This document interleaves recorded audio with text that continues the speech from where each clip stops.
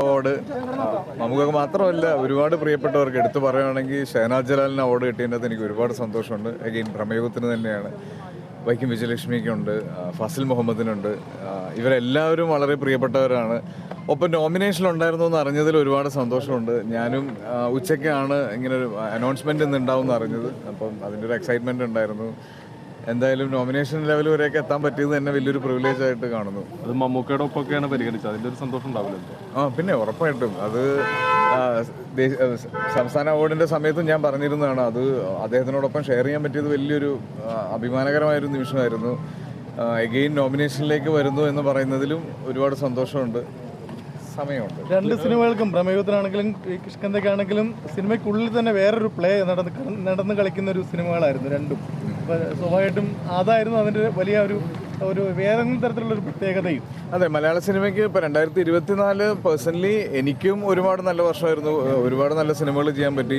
മലയാളത്തിൽ ഇപ്പോൾ എടുത്തു നോക്കുകയാണെങ്കിൽ എനിക്ക് തോന്നുന്നത് എല്ലാ കാറ്റഗറിയിലും മലയാള സിനിമകൾ നോമിനേറ്റ് ചെയ്യപ്പെട്ടിട്ടുണ്ടായിരുന്നു. ഞാൻ ഏറ്റവും കൂടുതൽ പ്രതീക്ഷിച്ചിരുന്നതും മഞ്ഞുമൽ ബോയ്സിനായിരുന്നു. മഞ്ഞുമൽ ബോയ്സിന് നമുക്ക് സ്റ്റേറ്റ് അവാർഡിന് ഒരുപാട് നോമിനേഷൻസ് വന്നിരുന്നതാണ്.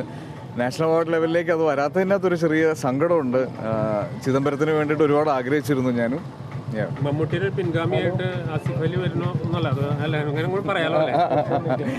അതെനിക്ക് അറിയില്ല. എന്തായാലും അദ്ദേഹത്തിനൊപ്പം നോമിനേഷനിൽ വന്നതിൽ ഒരുപാട് സന്തോഷമുണ്ട്. അതിൽ കൂടുതൽ ഞാൻ ആഗ്രഹിച്ചിരുന്നില്ല. ഇപ്പോൾ രണ്ടാമത്തെ ഗായികയ്ക്കാണ് അടുപ്പിച്ച് മലയാളത്തിൻ്റെ പുരസ്കാരം വരുന്നത്. പ്രത്യേകിച്ച് അട്ടപ്പാടിയിലേക്ക് ഒന്ന് പോയി രണ്ടാമത് വൈക്കം വിജയലക്ഷ്മിക്ക് വന്നു. രാജ്യത്ത് തന്നെ ഏറ്റവും മികച്ച ഗായിക, ചെറിയ പദവിയല്ല. അതെ, അതാ നമുക്ക് ആ ഏറമിലെ പാട്ട് കേട്ട് നമുക്ക് എല്ലാവർക്കും അറിയായിരുന്നു ആ പാട്ട് എത്രത്തോളം ഇൻറ്റൻസ് ആണെന്നുള്ളത്. അത് ജയരാജ് സാർ മെൻഷൻ ചെയ്യുന്ന സമയത്തും ആ പാട്ടിനെ കുറിച്ച് എടുത്തും അതിൻ്റെ ഫീലിങ്സിനെ കുറിച്ചും ഒക്കെ പറഞ്ഞിരുന്നു. ഉറപ്പായിട്ടുണ്ടായിരുന്നു.